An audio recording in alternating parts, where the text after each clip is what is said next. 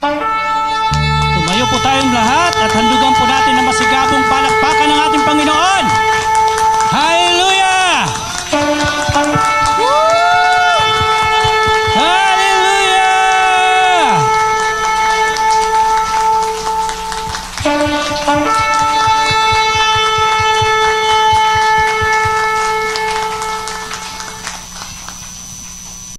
Sinimulan po natin noong linggo, meron tayong binahagi na 4 sa 7 mga kagawian ng kawangis ni Kristo, banal na mga tao.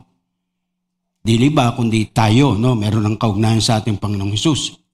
So isa-isahin po, balikan natin, no? Isa-isahin natin yung mga naunang 4. Ang una po, Christ-like holy people understand scriptures as their guide for their daily lives. Ito pong salita ng Diyos, ang kanilang gabay. Kanila pong iniaayon yung lakarin nila sa buhay dito sa kasulatan, dito po sa pahayag ng Diyos. Kung sino siya at anong kanyang kayang gawin para sa mga sumusunod sa Kanya. Mahalin po natin ang salita ng Diyos, mga kapatid. Yung pong sabi nga natin ay inilarawan po ito doon sa unang Pedro, Kabanatang 2, talatang 1, nagsasabi po yung salita ng Diyos, parang ating talagang magkaroon tayo ng insatiable desire. Yung Tagalog po ng insatiable desire, yung hangaring walang kabusugan. Gusto mo pa. At hindi kompleto ang araw mo nang hindi ka nagbabasa, nagbubulay ng salita ng Diyos. Ganun po yung idea nito. At nakita po natin na sa unang punto na to, kapatid, kayang-kayang mong gawin yun, kayang-kayang gawin ng katabi mo. So lahat po tayo, merong pagtanggap, pagkaunawa na ang salita ng Diyos ang siyang nagiging giya natin, gabay natin sa ating mga pang-araw-araw na buhay. Sa mga pagpapasya at iba't iba pa. Nakasalig sa salita ng Diyos. Ikalawa, natutuhan din po natin noong nakarang linggo, mga kapatid ko sa Panginoon, Christ-like holy people daily seek God in prayer. Kaya nga may nagsasabi na yung paghinga natin parang sa panalangin. Tumigil ka ng paghinga, anong mangyayari sa'yo? Yan, tigok. No. Sabi nga natin, anong nangyari? Nalagutan ng hininga. Lagot. So prayer po, ganun siya kahalaga sa ating pang-araw-araw. Pansinin niyo po yung word, pang-araw-araw. Doon sa unang punto, daily. Tapos dito, daily pa rin, pang-araw-araw po. We seek God in prayer.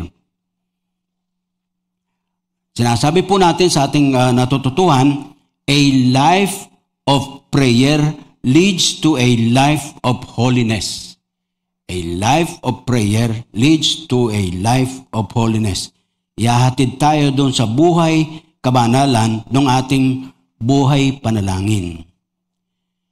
Yung pong ating binasa nung nakaraan, mga kapatid, sabi doon sa sulat ni Pablo sa unang Tesalonica, Kabanatang 5, talatang 16-18, sabi niya, be joyful always. Labas niya po yung mga ngiti niya, mga kapatid. Be joyful always. May mga nakasimango dyan, sikuhin mo. Tapos po, anong sabi pa niya? Pray continually. Ayan. Give thanks in all circumstances. Bakit daw po? Sabi niya, for this is God's will for you in Christ Jesus. Sikapin po na gawin ang MCF Center, itong ating pinagtitipunan, batay dun sa kapahayagan ng salita ng Diyos sa Lumang Tipan. Halimbawa dun sa Isaiah 56:7, sinasabi po ng Panginoon dun, yung kanyang lugar ay house of prayer for all nations. Gawin po natin, maging sensitibo tayo sa ating isip, sa ating kalooban, ang MCF. At ang MCFers, tayo, ito po ay maging tahanan ng panalangin. Naalala nyo, sa Matthew 21, abay nagalit ang Panginoong Hesus . papasok siya sa templo, doon sa Jerusalem. Malayo-layo pa, makita-kita niya. Kagulo doon sa, yung pong pinaka-outer court. Parang palengke. Maingay, at kung ano ng mga, para pong pagkaaraw ng palengke sa mga, lalo na sa mga medyo liblib na mga barangay, talagang pagtitipunan po yung araw na yon, talagang magulo.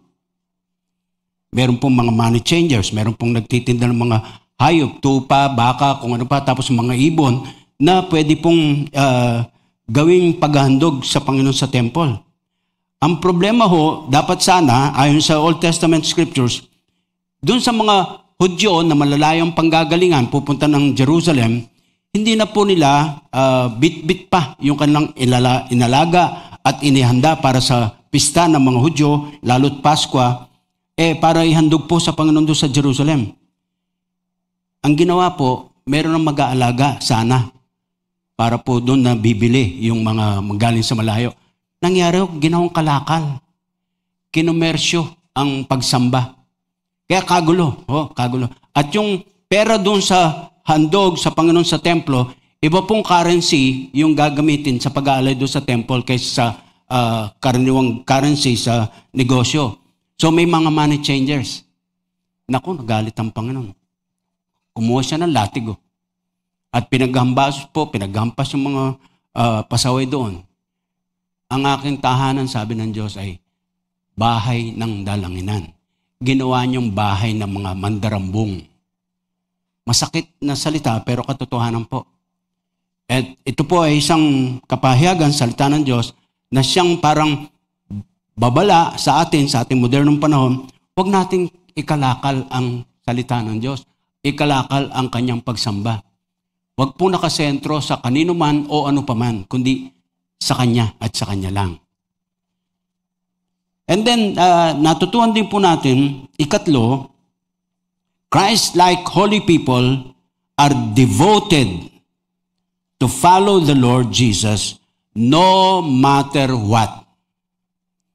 Kahit ano pa ang maging haharapin natin, kahit ano pa ang pwedeng maging kalagayan natin, yung daw pong mga kawangis ni Kristo, banal na mga tao, ay sabi po, talagang inilaan na nila, tinanggap na nila, at yung mensahe ng mga nakaraan, totally immersed kay Jesus Christ, devoted, sabi, matapat sa pagsunod sa ating Panginoong Hesus, no matter what.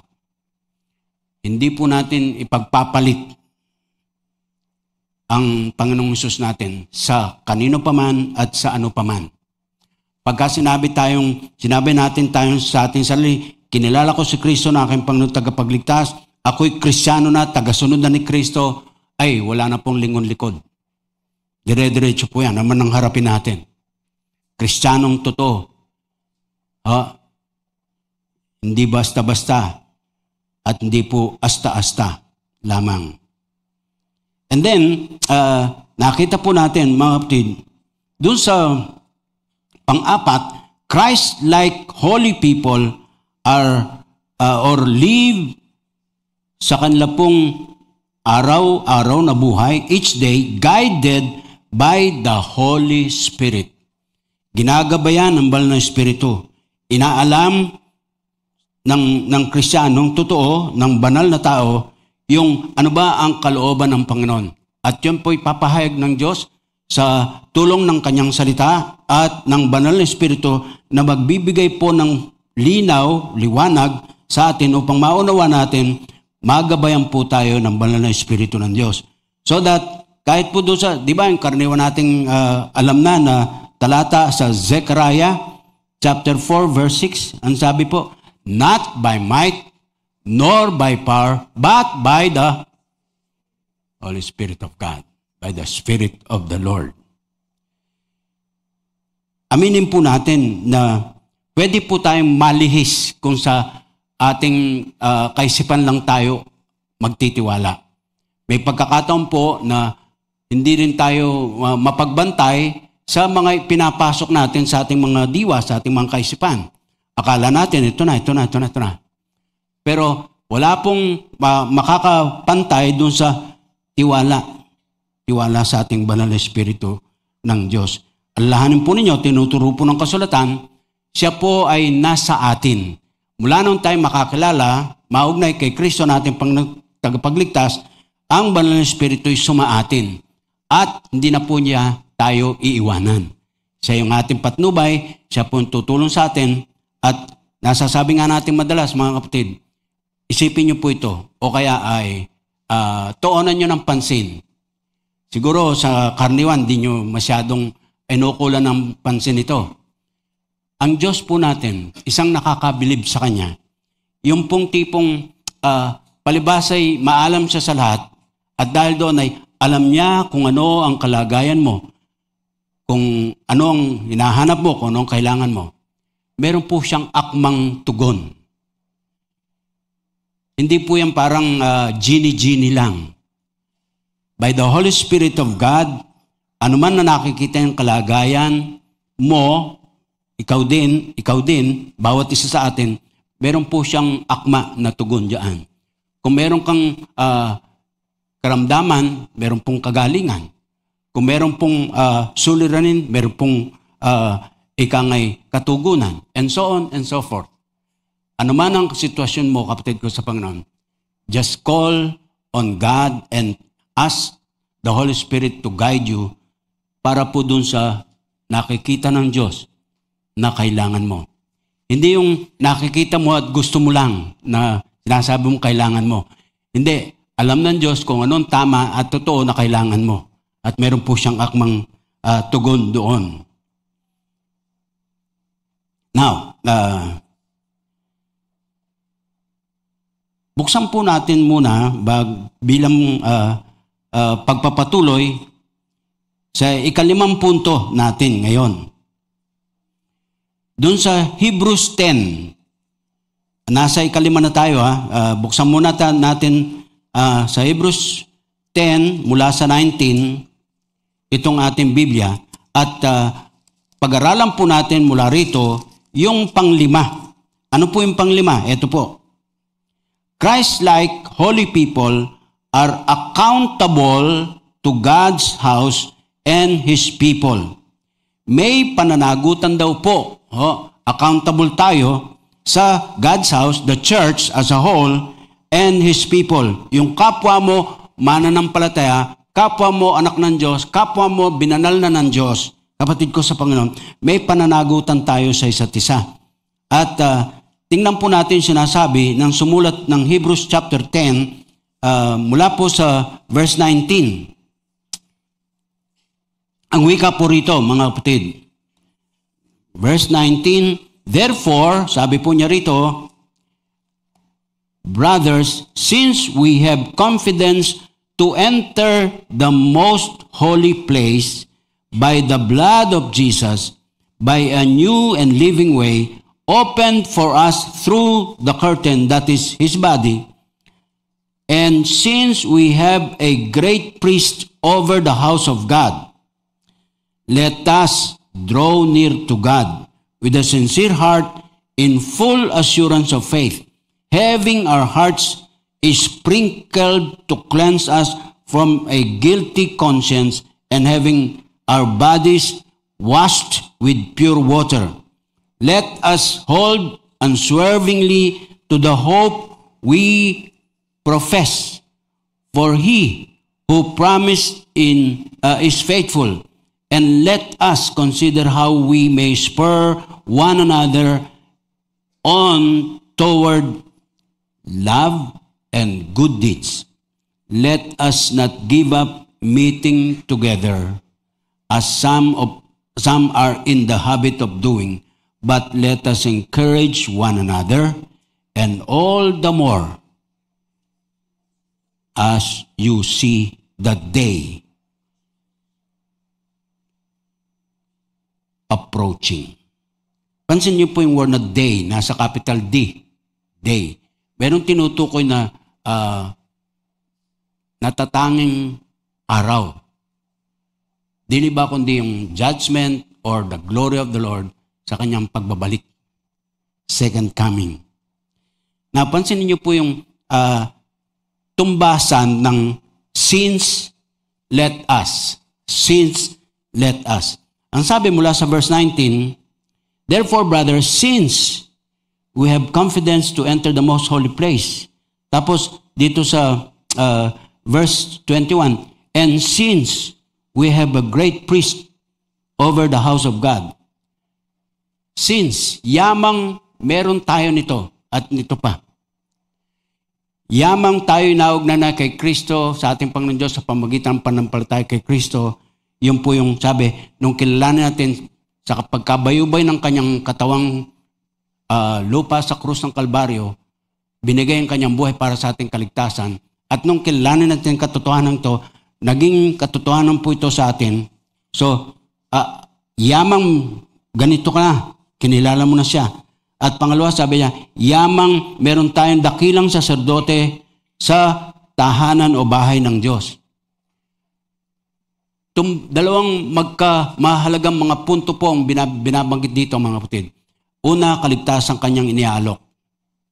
Pangalawa, nang ikay makakilala na sa Panginoon, meron ka ng direktang access doon sa mga pagpapala ng Panginoon mula sa kanyang kalangitan dahil merong namamagitan sa atin at sa Diyos. Dili ba kundi ang Panginoon natin. Nakaluklok siya sa kanan, luklukan ng Ama, a position of power and authority.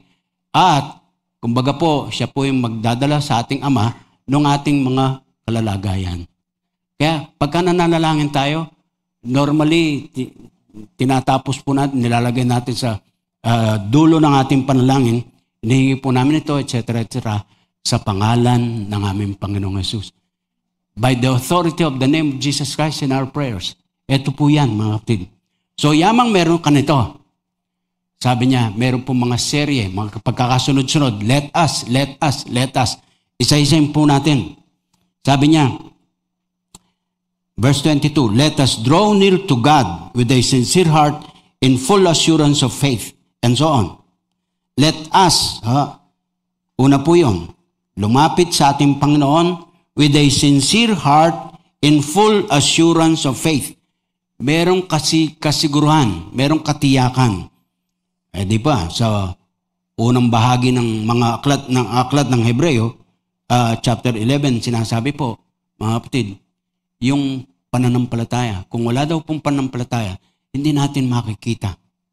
It is impossible to see God, ang sabi po. Tapos sabi pa niya sa sunod na talata, 23, let us hold unswervingly to the hope. Meron tayong pag-asang tinatanaw, kapatid ko sa Panginoon. Kahit na po sa physical na sitwasyon natin, makulimlim ang langit, nagbabanta ng ulan, may bagyo, etc., etc. Pero sa likod ng ulap na yon, meron pong liwanag. Maniwala kayo dito, kapatid ko sa Panginoon. Kahit na madilim ang kalangitan sa nakikita ng ating mga naked eyes. Pagka yung po'y, di ba, nagbabanta ang ulan at umulan, maliwalas na, maliwanag na. Bakit po? Hindi po nawawala ang araw. Natatakpan lang ng ulap, kaya hindi natin makita mula sa ating mga kalagayan. Kapatid, meron pong aplikasyon yan sa ating mga pang-araw-araw na buhay. Yung dinadala mo ngayon, yung problema mo ngayon, yung hindi makapagpatulog sa iyo ngayon, at anuman ang kalagayan mo, ano mo yung ulap na madilim yan. Ang nakikita mo lang, itong problema mo, itong sitwasyon mo, itong hindi kagandahang kalagayan ito. Pero unawain mo ito. Yung araw, sa physical, sa material, hindi po yan nawawala. Nandyan po yan. Nakasikat yan. As in the case of our God, by the Holy Spirit, na nandyan po sa atin. Nandyan po siya lagi. Hindi po siya nang iiwan ni, ikangay sabi niya sa Hebrews 13, 5 and 6, hindi po niya tayo iniiwan ni pinababayaan man. Naalala ko tuloy. Meron pong isang devotion na aking naisulat, batay sa katotohanan to sa Hebrews 13. Meron pong mga sinasabing, God says so, I say so. Ang sinasabi ko, pinaniniwalaan ko, sinasabi ko, nakabatay, nakatindig dun sa God says so. Ano ang sabi ng Diyos? I will never leave you nor forsake you. At ang tugon ni Kristiyano, sabi niya, aking susundin, aking gagawin. Ang salita ng Diyos. Tingnan natin sandali yan. Naalala ko po mga kapatid. Tingnan natin sandali yan. Maganda po yan. Baunin natin bahagi yan. Sa verse 5 ng 13, never will I leave you, never will I forsake you, sabi ni Lord. Yun ang kanyang say so. Yun natin laging marinig mula sa Kanya. Ang tugon natin, batay dun sa pinahayag ng Panginoon sa atin, sasabihin natin, with confidence, sabi ng 6, so we say with confidence, the Lord is my helper, I will not be afraid. What can man do to me? Now, tuloy po tayo sa Hebrews 10. So, sabi niya, let us. Una po, draw near to God. Pangalawa, let us hold unswervingly to the hope we profess. Tapos sa verse 24, let us consider how we may spur one another on toward love and good deeds. Yun talagang, kung literal po natin sasabihin ito, mga kapatid, ayon sa pagka-translate, let us spur one another on. Ligligin mo, yugyugin mo. Para magising. Subukan mo nga sa katabi mo. Yugyugin mo katabi mo. Hoy. Yan, ganyan po yan. Ang idea po, mga kapatid, bawat isa ay magbigay kalakasan sa isa't isa. Di po ba? So, gisingin mo yan, pasiglahin mo yan, lalo na sabi po ay sa pag-ibig at pagtitipon. So, sa 25 naman, let us not give up meeting together as some are in the habit of doing. O yung habit. Pwede palang mangyari na minsan-minsan ay pa-absent ka lang. Abay, katagalan. Nakagawin mo na. Absent ka na talaga. Di mo na alam talaga kung ano nangyayari. As is the habit of some, ang sabi po rito, let us encourage one another, and all the more as you see the day approaching. Kapatid, bawat araw na dumadaan sa ating buhay, nagdadagdag po ng pag-ikli ng panahon ng pagdating ng Panginoon. Nandiyan na po yan. So, isang araw na mawawala sa iyo sa pagpagulayo sa Kanya, sa pag-isa sa mga gawain, pagtitipon ng mga kapatiran, isa pong kasayangan, maituturing natin doon sa pag-abang natin ng pag-asa meron tayo kay Kristo. So, ano po ang ibig sabihin natin dito? Medyo controversial po itong aking sasabihin na ito. Pwede ba nating masabi, mga kapatid ko, being in church no more makes us Christ-like than being in Jollibee no more makes us be a hamburger.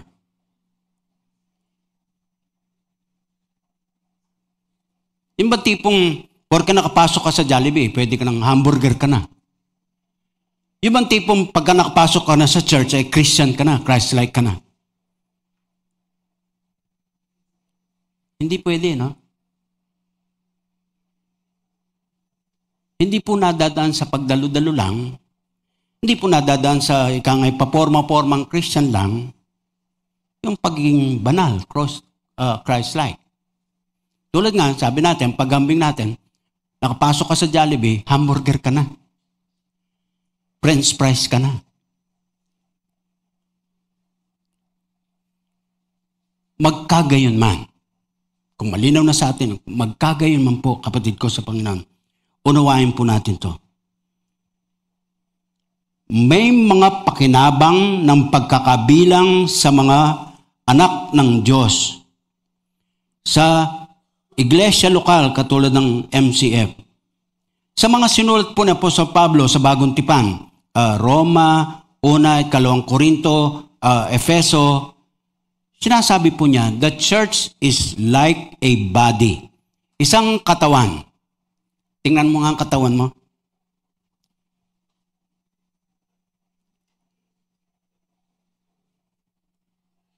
Do you appreciate your body, your physical body? Oh, merong mga body shame pa tayo ngayon. Ano? Kaya yung iba, pagka binabatay na lang po sa sinasabi ng kapwa niya, yung kanyang pagpapahalaga sa kanyang katawan,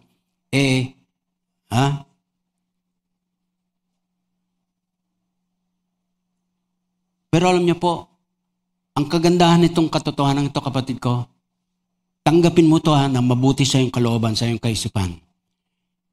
The church is like a body, and lahat po tayo sangkap nito. Iba-iba po, isang katawan, iba-ibang mga parte-parte, iba-ibang mga sangkap.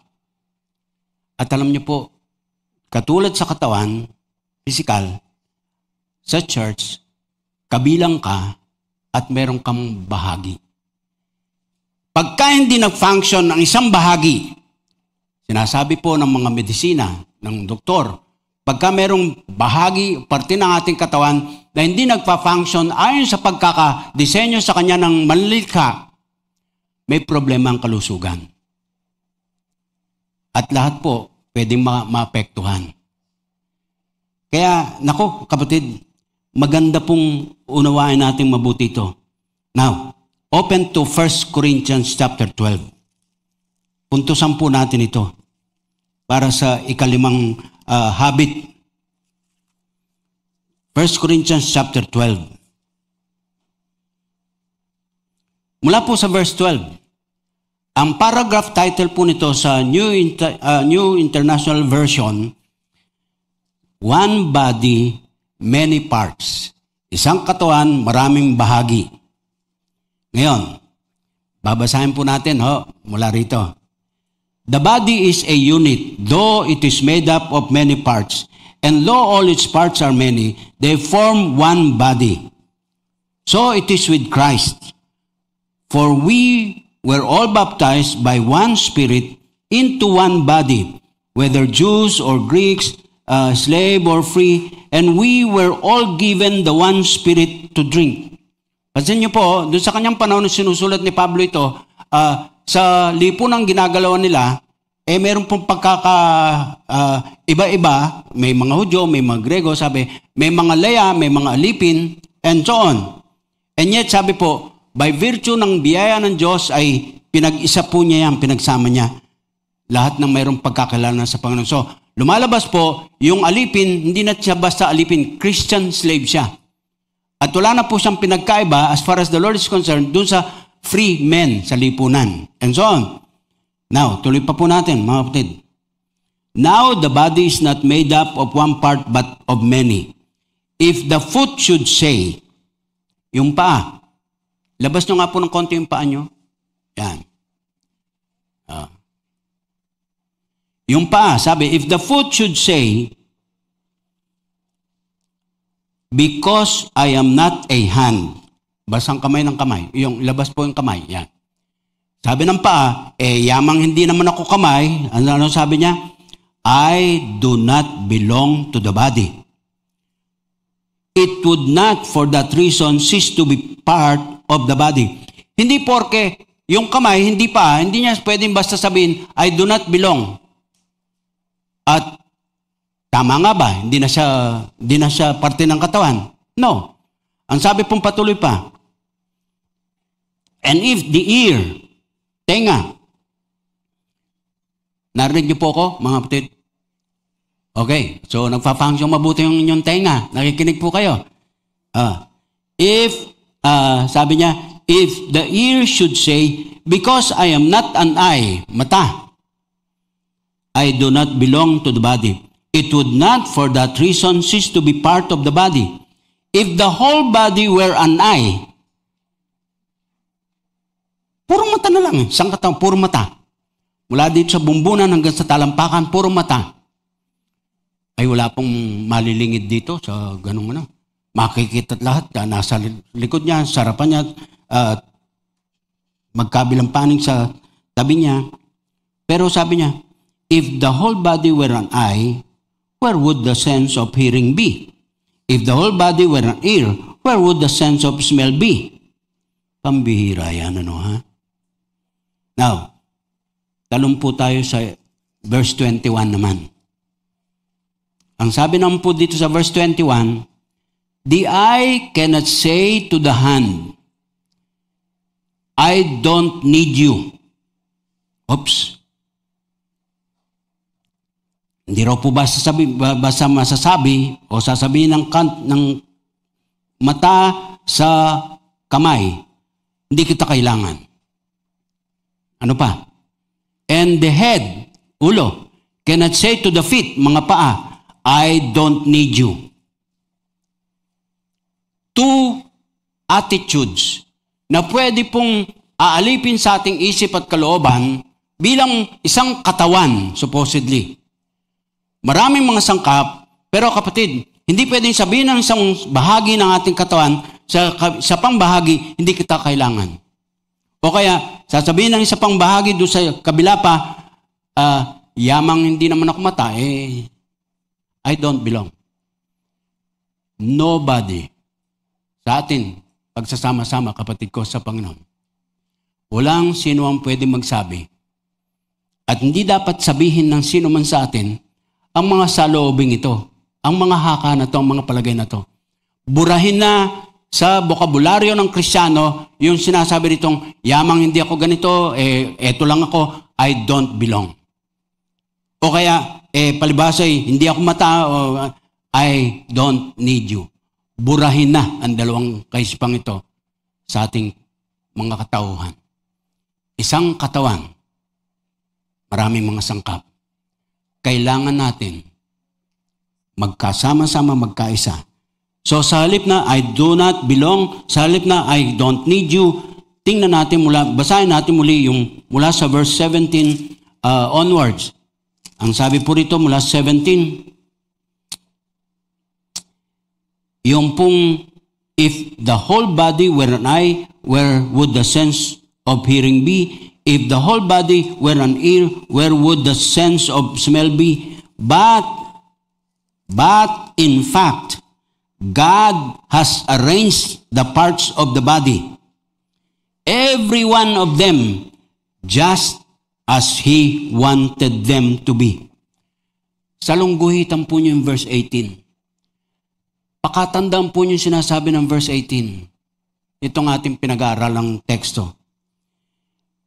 Ang personalidad na involved po dito para sa kayusan ng isang katawan, maraming mga sangkap, hindi naman kagulo, hindi naman po nag-agawan, etc., etc. God. Ano sabi niya? But in fact, God has arranged the parts in the body, every one of them, just as He wanted them to be. Kapatid ko sa Panginoon, napakatindi po ng paalalang ito sa atin. Una, pag magtinginan tayo, magkakasama po tayo. Isang katawan lang tayo. At sino pong naglagay dito sa atin? Tangi. Diyos. Kaya po nasasabi kong madalas,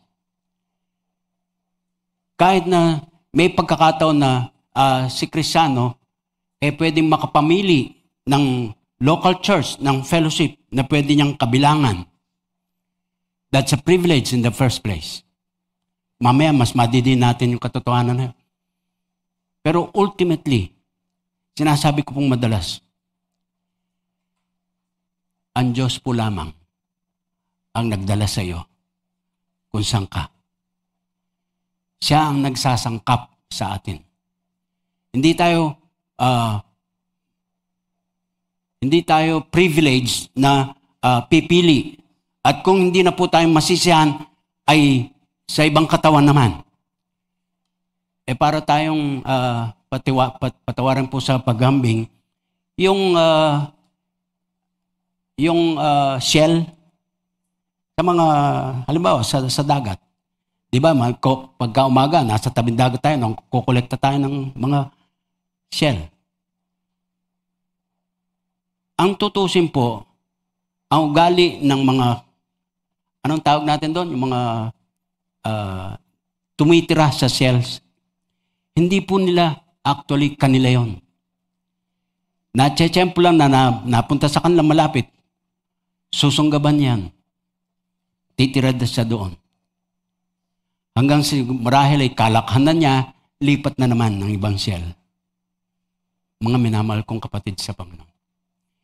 Hindi tayo ang pumipili. Siya ang naglalagay sa atin where we should belong. And no one, sa sino man sa atin, magsasabi, yamang hindi ka naman katulad ko na, I don't need you. Or, I don't belong. So, sabi po ng lima na habit, Christ-like holy people are accountable to God's house and His people. Kagawian po natin, lagi nating alalahanin sa ating kamalayan, bawat kilos, bawat galaw, may pananagutan tayo sa isa't isa. Kung may stumble ang kapatid natin sa Panginoon dahil sa atin, let us be humble enough na may matutuhan tayo mula doon sa pangyayaring iyon. And the church, local church, like Marikina Christian Fellowship, hindi po yung pangalan ng MCF ang mahalaga. Si Kristo na narito. At sa bawat isa sa atin na meron pong sinserong kalooban ng paghangad na mapaglingkuran natin ang ating Diyos, isang katawan. At alam natin, siya ang naglagay kung saan ka nararapat.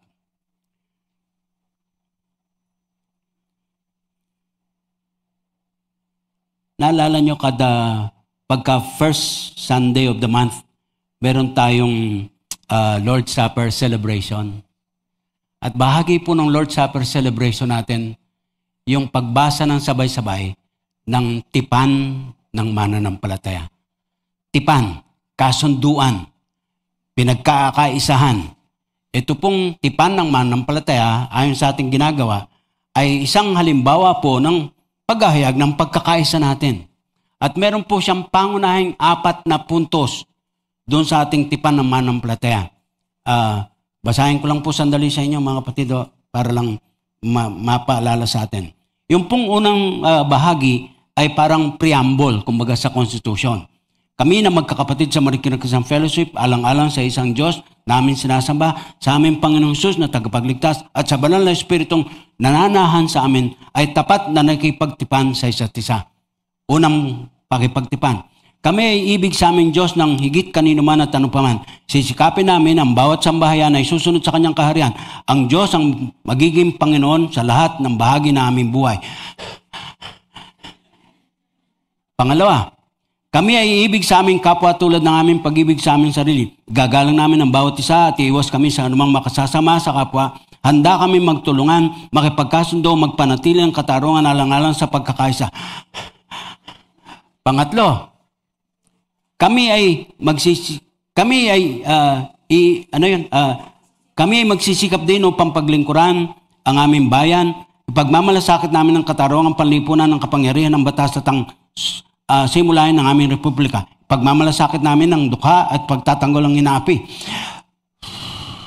Ika-4, kami ay mananatiling tapat sa aming pagpapahayag ng mabuting balita, good news of salvation. Itataguyod namin ang gawain ito sa aming dalangin, pagkakaloob, pagsusugo at paghayo. At yung bahaging huli, sabi po niya, sa diwa ng tipang ito, inihiling namin ng biyaya at kapangyarihan ng Diyos. Kasunduan ito, between you and me, between or among all of us. Tipan ng mananampalataya. Halimbawa po ito ng pagkakaisa. Kapatid, other churches may have their own, kasi po generics naman tayo. Yun nga lang, magpapakatotoo ko sa inyo bilang inyong lingkod, kapag ka po merong na nawawala, masakit sa kalooban. Masakit sa kalooban. Nami-miss Kaya yung ating team ng ating anniversary celebration ng May, meron pong goal yun. 48 years na ang MCF. 48 at 48. So 48 years, ninanasa natin, matapatan man lang natin yung 48 years na yon at yung ating pwedeng maligawan na makabalik o kaya po ay bago na mapabilang, eto po yun. Tandaan po natin, Christ-like holy people, ang wika po sa 5, are accountable to God's house and His people. 6. Ang sabi po sa 6 naman, Christ-like holy people are obedient in separating themselves from worldliness, from the spirit of the world. From worldliness. Sabi po, are obedient in separating themselves from the spirit of the world or worldliness. Balik po tayo sa John 15. Merong ilang talata nating babasahin po roon. John 15, mula po sa 18 at saka 19. Sa sulat po ni Apostle Juan, ang sabi po rito, kapatid ko sa Panginoon, if the world hates you, keep in mind that it hated me first. If you belonged, pansinin niyo po yung word ay nasa past tense. If you belonged to the world, it would love you as its own. As it is, you do not belong to the world, but I have chosen you out of the world. Sabi po niya, this is why the world hates you. Kapatid, come to realize this. Nung kumilala kay Kristo bilang Panginoon mo tagapagligtas, pwede mong isipin, lumikha ka ng kaaway. Nagkaroon ka ng kaaway. Ginusto mo man o hindi. Nung ma-convert ka, nung maging Christian ka, nagkaroon ka ng kaaway. Sabi po rito, mismong Panginoon, kanyang mga lagad, sabi niya, if the world hates you, kasi they hated me. So yung pagkaka-identify natin kay Christ, ating Panginoon, tagapagligtas, abay, may naging kaaway ka na. May nagalit na sa iyo. Sino po yun? Ang dyablo. Ang dyablo. Bakit naman siya matutuwa? Talagang, dati, no? Nung hindi ka pa nakakaugnay kay Kristo, abay, tagasunod ka. Kung sumuway ang dyablo sa Diyos, sumusuway ka rin. At ang kasangkapan po niya mabuti, yung kasalanan at yung makasanlibutang ugali at gawi. Marami pong mga iba't ibang pamamaraan gagamitin ng dyablo para mapanatili kanya sa kanyang kaharian. At ang alok ng mundo, kasiyahan, kuno, at kung ano pa, ayan, gagamitin niya para siguradong andito ka. Kanya. Pero pinili mo, nagpasya ka, one time in your life, kumilala kay Kristo bilang Panginoon mo, tagapagligtas, nagalit na ang dyablo sa iyo. Hindi na siya masaya. At ang sabi po niya, if the world hated me, it will hate you as well. Sabi niya, dati, you belonged to the world. Pero ngayon, hindi na. Pansinin niyo po yung pahayag na yun ng ating Panginoong Hesus, mga kapatid. Sa unang sulat ni Juan, sa 1 John chapter 2, 15 to 17, sinasabi niya, do not love the world, nor the things that are in the world. Tapos inisa-isa niya, yung pride of life, lust of the flesh, lust of the eyes. Ibig sabihin po, anumang kasalanan na nagpapagapi sa iyo ay pwede pong mapakategorya sa ilalim ng mga tatlong pag-aambing na to. pride of life, lust of the eyes, lust of the flesh. Yan. Pero sabi niya, do not love the world or anything that is in the world. Tapos yun daw pong tunay na kaugnay kay Kristo ay nagmamahal sa Panginoon at sa kanyang salita. At yun ay pangwalang hanggan na biyaya at pag-ibig ng ating Diyos. Kapatid, it is God's will that we be sanctified. Ibinukod, inihiwalay. Sabi po ay, Christ-like holy people are obedient in separating themselves from the spirit of the world. Kung ano ang agos ng mundo, halimbawa pag ganito, salunga ka. Salunga. At magkaminsan, mabigat yun, mahirap, masakit. Mismong pamilya mo dito sa lupa ay pwede mong makaaway. Pero sabi ng Panginoon sa kanyang mga alagad, wala kang masakit na salita ang ginamit niya. Wala kang nagtakwil ng kanyang ama, tina, etc., etc., na dahil pagsunod sa akin. Pero ang idea po, basically, baligtad ang ginugustong iparating sa atin ng Panginoon sa kanyang salita. Ano po yun? Alam mo ba, kapatid ko sa Panginoon, based on Acts 16:31, na sinasabi po, hindi automatic na porke kay Kristiyano, ang bahay mo, ang buong pamilya mo, Christian na. Kundi yung sinasabi po, maaaring nauna ka, makaugnay kay Kristo, para mawin through you yung pamilya.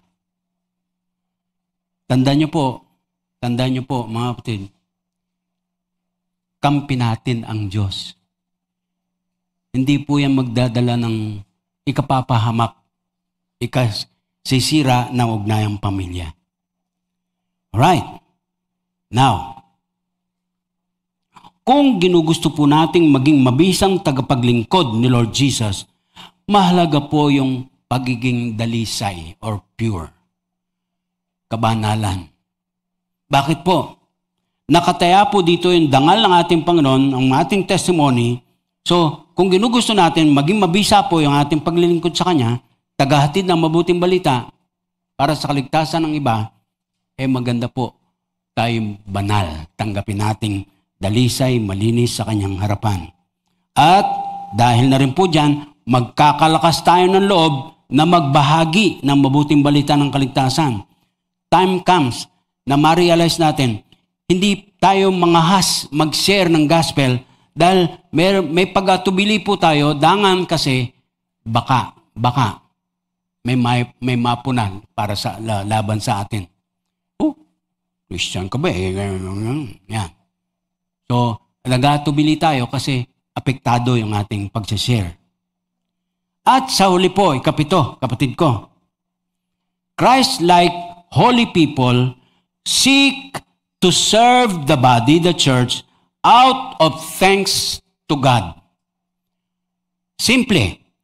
Ang pinapaabot po nito sa atin, unang-una, kapatid, naghahanap ka ng kapahayagan o kaparaanan ng magpapasalamat kay Lord sa mabuting biyaya na kaloob niya sa iyo nung kay tubusin sa iyong mga kasalanan and so on. Yung pong paglilingkod sa kanyang katawan. Pasalamat kay Lord. Pansin niyo po, salita po natin ginamit, yung pong idea na yung masarap gumawa ng masaya, hindi masuya. Yung walang suya. Salip may saya. Ulitin ko po, masarap gumawa ng masaya, hindi masuya. Ang kawangis ni Kristo, ang banal na tao, ay nahanap-hanap po niya paglingkod sa katawan out of thanks to God. Mga kapatid, I pray to God. Dumating na ang panahon at ngayon na. I pray to our God. Masasabi natin, nakatutuwa pong mapabilang at maglingkod sa katawan ng ating Panginoong Diyos sa kanyang iglesia. Ulitin ko po, nakatutuwa po na maglingkod, mapabilang at maglingkod kabilang sa katawan ng ating Panginoong Diyos. At alam niyo po, ang kagandahan nito, yung paglilingkod, di kabilang ka na, kaisa ka na. Willing ka nang mag-serve sa body of Christ. Meron po siyang binigay na spiritual gifts. Mga kaloob ng Espiritu, mga kakayahan, mga kaparaanan, upang sa gayon magamit para sa katawan ng Kristo. Turn to Ephesians chapter 4. Ephesians chapter 4, mula sa verse 11. Linawin po natin ang pinapahayag dito sa sulat ni Pablo na ito sa mga taga-Epeso, Christian sa Ephesus. Mula sa verse 11, ang sabi po niya rito, mga kapatid, it was He who gave some to be apostles, some to be prophets, some to be evangelists, and some to be pastors and teachers. Kama pa lang po yun. Kasi karugtong po dun sa verse, susunod na verse 12, to prepare God's people for works of service. To prepare God's people for works of service. So that the body of Christ, the church, may be built up until we all reach unity in the faith and in the knowledge of the Son of God, and become mature, attaining to the whole measure of the fullness of Christ. Tingnan niyo po yung pagkakasunod-sunod. Meron pong mga consequential na pagkakasunod-sunod itong sinasabi ni Pablo dito. Ang sabi po niya, meron po yung binigay na sabi, mula sa 11, it was He who gave some to be apostles, prophets, evangelists, pastors, teachers. Para saan daw po? To prepare God's people for service. For the works of service. Mga kapatid, pahintulot niyo po naman sabihin ko ito sa inyo. Hindi ko po trabaho lahat sa church. Pinakawalang-wala, pinakasimpleng papahayag ko po, may party ka sa gawain sa church. Hindi ka magkakasya lamang sa paupo-upo. Merong kang papel, meron kang gampanin. Tandaan niyo po, ang isang katawan, maraming mga sangkap. Isa lang po ako dun sa sangkap na yon. Gustuin ko man na yung bagay na to ay magawa ko pa, hindi na eh. At ngayon po, realidad na realidad sa akin ngayon yon. Nagkakaedad na po ako. Tanggap ko na po yan matagal na.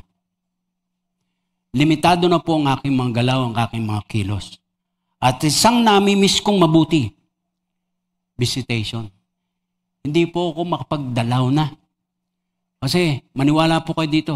May pagkakataon po na pag dumalaw ako at medyo makikita ko nasa nakahiga po sa kanyang higaan, hindi ko kaya na mating ng mabuti. At nung ako po'y magkasakit, matagal ng panahon doon sa aneurysm ba yun o stroke, ang isang naka-apekto sa akin, sino mang malapit sa aking kalooban, pagka nakikita ko pong nakaburol, hindi ko kayang tingnan. Kaya kung sakali po, unawain niyo lang po ako sa bagay na yun. Pero ang pinupuntos ko po ito, hindi ko po trabaho lahat. Meron kang gampanin, kapatid ko, sa Panginoon. Kailangan mong gawin. yung dapat na pinagagawa sa'yo kasi parte ka dyan. At yung parte mo na yan, kung mata ka, kung kamay ka, kung ano paman, ikaw yun.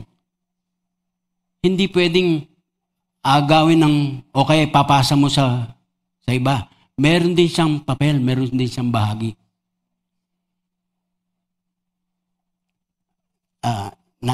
Nagigets niyo po, mga kapatid. Nagigets niyo. Tumango naman kayo, pambihira naman.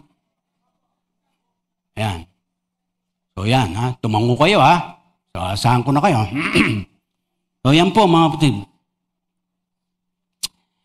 Ang kagandahan po rito, may, sabi niya, to prepare God's people for works of service,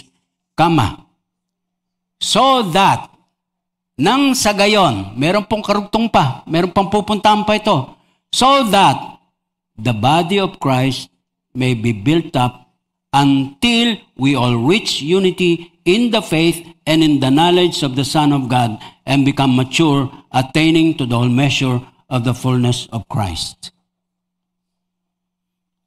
Ang pinupuntos po sa lahat ng ito, yung tayong mga binanal na ng Diyos, gagawin ang magagawa natin kung ano ang spiritual gift para sa mga magagamit sa church. Bakit po? Dahil nagpapasalamat tayo sa dakilang biyaya na binigay sa atin ng Panginoon Diyos. We serve out of thanksgiving to our God. So pagtatapos po, ulitin lang po natin. Kung hindi po nilayon ng Diyos na tayo'y maging banal, hindi po sana niya iniutos dito sa ating talata sa 1 Pedro 1:14 hanggang 16 na tayong maging banal.